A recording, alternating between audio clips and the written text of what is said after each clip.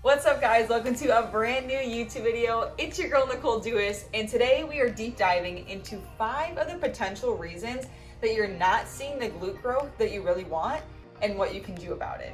Before we get into it, please make sure you remember to hit that like button and subscribe if you haven't already.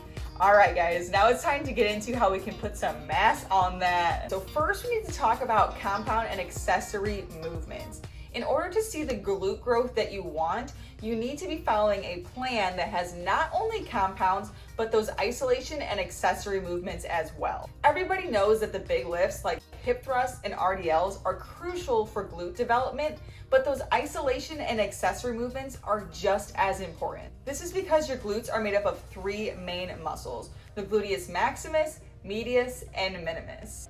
So while it is super important to prioritize those compound movements that allow us to load the weight and apply progressive overload because we're using multiple muscles and joints to move the weight, it's also important that we're not neglecting those tinier muscle groups that don't get worked as often while doing those big compound lifts. In order to see maximum glute growth, we need to train every single part of the glute. You know, a well-rounded workout for a well-rounded booty. So for example, we can work the glute maximus by doing hip thrusts or Bulgarian split squats. If you want to work the glute medius, you could do standing abductors or clamshells.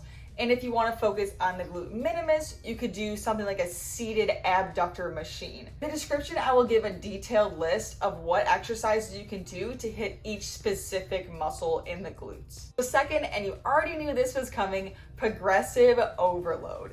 Every single time you step foot in the gym, you should have the goal of applying progressive overload to your workouts. Progressive overload is increasing the weight, the number of reps, improving the quality of form or time under tension every single workout. If you are moving the same weight, the same way, for the same number of reps every single week, your body is going to look the same.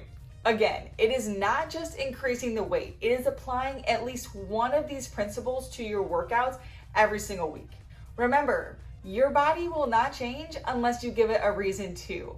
If you practice progressive overload, you will see results. Another piece to this that I don't think is spoken about enough is the difference between warm-up sets and working sets. Warm-up sets are used to get your muscles and joints ready and primed before jumping into your working sets. Your working sets would be the sets that are listed in your program, in which you are using your working weight. So for example, say your program calls for hip thrusts 3 sets of 8, and you can get 8 reps of 275 for hip thrusts.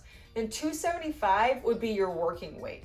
But you don't want to load up the hip thrust and jump right in there and hit 275 right out the gate. You should be doing 1 to 2 warm-up sets before that. So maybe doing a set of 135 for 10 reps. This will wake those muscles up and say, hey, we're about to move some big dog weight, so you better be ready. Next would be establishing mind-muscle connection. If you are moving the weight, but you're not even feeling it in the correct muscles, you're more than likely not getting much out of the movement.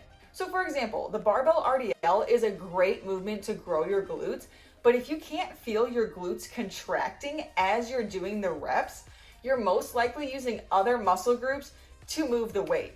This results in less tension and stress on the glutes, and therefore less growth. Another piece that goes along with the mind-muscle connection is keeping constant tension on the muscle throughout the entire movement. If you're resting for a long period of time at the top or the bottom of the movement, then you're losing tension on the muscle that you are working, therefore you're missing out on growth opportunities. So if you're doing a set of 10, but you're resting at the top of every single rep, you're essentially doing 10 sets of 1. Keeping the muscles engaged throughout the entire movement will increase the intensity, allow you to put more stress on that specific muscle that you're working, and in turn, see more results. Fourth would be to make sure that we are resting long enough in between sets. Here's a quick reminder for anybody that needs to hear it. Keeping your heart rate up throughout your entire workout should not be your priority if your goal is to build muscle. More specifically in this case, put mass on your glutes. Supersetting every single exercise will get you sweating for sure, But if your goal is to build muscle, it is much more beneficial to put all of your energy towards your set, rest for an ample period of time, maybe 2 to 3 minutes, and then when you're ready, train till failure in that next set again. Doing jump squats and bodyweight lunges in between your sets is just draining your energy and taking away from effort that you could be putting towards your actual workout. The fifth and final piece is prioritizing your recovery. If you truly want to grow your glutes, you need to give them enough time to rest and repair in between your training sessions. My recommendation would be to train legs no more than 2 to 3 times per week. If you choose to go with 2 days, give yourself at least 2 to 3 days of rest in between each training session. Choose 5 to 6 exercises that you want to do and have 2 to 3 of them be compound movements, with the rest being the accessory and isolation movements. If you do choose to go with training legs 3 days per week, make at least one of those days a higher volume day so you're doing more reps with less weight, and choose 1 to 2 compound movements. Make sure you evenly spread out your workouts between all 3 leg days, and maybe have one be glute focused, one more quad, and the other one be a combination of both. Rest and recovery is just as important as your training. Your body needs to have time to recover what you're breaking down in the gym. Train with intensity, properly nourish your body, get your sleep, and drink your water. Do you think that your body will respond better in an environment that allows it to rest after an intense training session, or in an environment that it can't catch a break, like trying to build muscle in a war zone?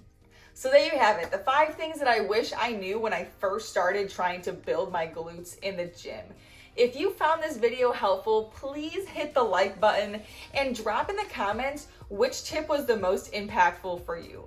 Thank you so much for taking the time to watch the video. I love you, YouTube fam, and I will see you in the next one.